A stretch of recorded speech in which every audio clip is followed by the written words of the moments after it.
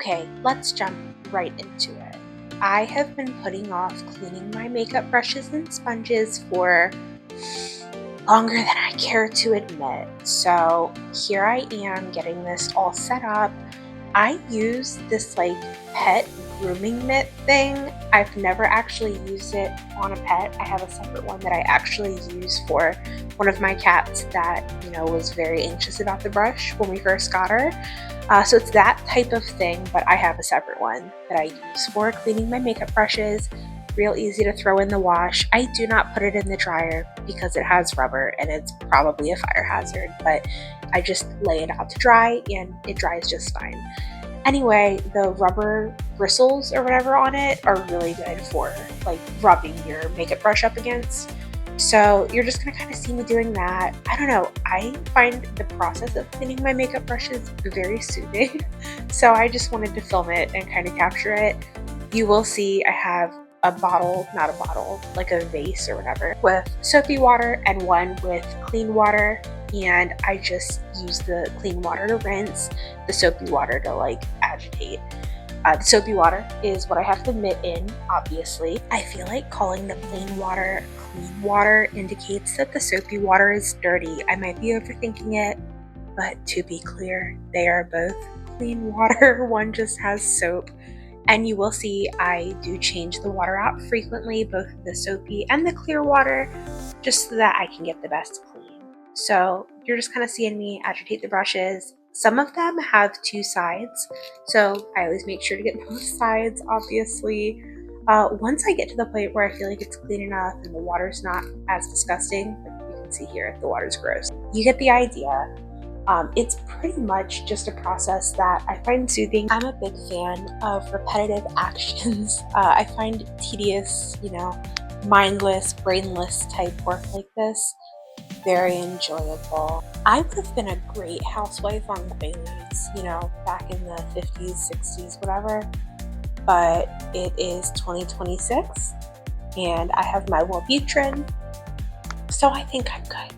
But yeah, pretty much you're just watching me scrub out the brushes. Here in a bit, you will see me start cleaning the sponges as well. The thing that bothers me about cleaning makeup sponges is that unlike brushes, which you scrub a few times, rinse out, repeat, they're clean pretty quickly. The sponges, not so much. The brushes, you just clean them. The sponges, you clean them, you think you're done, you check, you clean them again because you're not done. Actually, you might never be done. I went over and over and over. I don't think I even caught all of the sponge cleaning process on camera, but what you'll see is that I like to put them in the water and squeeze them out. So soapy water, clear water, going back and forth. And at the very, very end, here we go, we're starting the sponges now. At the very, very end, I put them in hot water, well, regular water, in a microwave safe mug. I submerge them, I squeeze them so they sink a little bit, and then I put them in the microwave for 45 seconds or so, long enough so that they get pretty hot, but not so long that you burn your house down. And the idea is, I like to think that kills some of the germs. I can't remember if that's true or if it's just a myth, I don't know, but I've heard it about kitchen sponges. I think I've heard it about makeup sponges too. It's just always been the last part of my makeup sponge cleaning routine. So I will be doing that. I don't show it on camera because I had my tripod set up on my living room floor, which, as you see, is covered in blankets just because this is such a messy process. The water gets everywhere. I've got a towel down, but I'd have to pull down a million towels to fully contain this. I know that sounds excessive, but I'm really messy, so I just try to prepare. That's all. Anyway, here I am cleaning the makeup sponges. Now watching this back, I feel like it seems I must be a huge mess if I really need all these blankets. I will justify myself a little bit by saying I over-prepared, but really squeezing out the sponges, the water does kind of get everywhere. I'm sure that you could do this a lot less messily than I'm doing it, but I don't know. I don't really do a lot of things neatly, so it is what it is. Now, I'm still very new at the whole making videos thing, and I'm feeling like I should have done a more close-up look at what I'm doing rather than just like filming myself doing this from overhead, because you really can't see the details, and I should have thought that through. Anyway, live and learn. Maybe next time I'll do a close-up if anyone cares, but I don't know. I don't think I really needed to go that deep with it. I'm just gonna go ahead and like fast forward the rest of this video so you can just watch me finish the process. With the makeup brushes, I pretty much just swipe them on a towel. Oh, I didn't mention, I always use a big like bath towel, and I fold it so that I can use multiple sides of the towel. So like the first side I'm using to like do the first scrub off, right?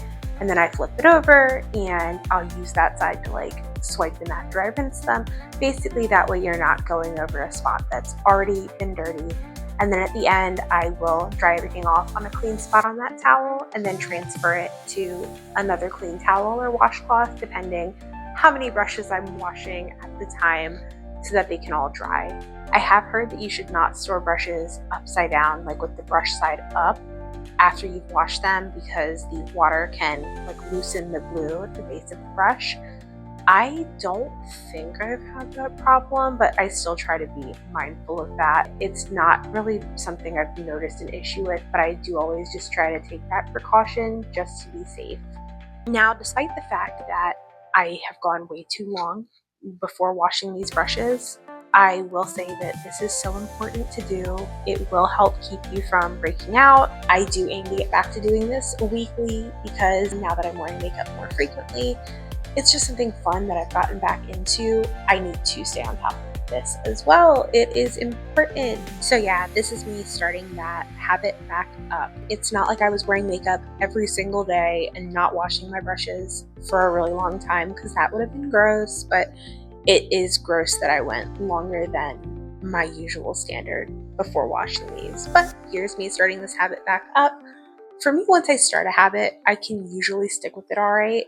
The hardest part is just getting started. And this is such an easy thing to do. Like, washing your brushes isn't difficult. It's just saying, okay, I need to wash my brushes, and taking the time to just sit down and do it. That's really, for me, I'm gonna say that was the hardest part. You see me so satisfied, like every time the water gets cleaner. That's because this is satisfying for me. So I don't think it'll be hard at all to stick with this habit, but I'll let you know if it is. Anyway, thank you for watching and hanging out with me while I clean my makeup brushes and sponges and try to get back in the habit of staying on top of it. I think that the fact that I'm now wearing makeup way more often will kind of go hand in hand with me staying on top of the makeup brush hygiene. That said, I can also see myself going, I don't feel like cleaning my makeup brushes this week, so I'm just not going to wear makeup. Which, there's nothing wrong with not wearing makeup, but I've been having fun with it recently, so you know, I need to make sure that I'm staying on top of this so that I can keep having fun with my makeup. There is nothing I hate more than a breakout, especially one I know I could have avoided.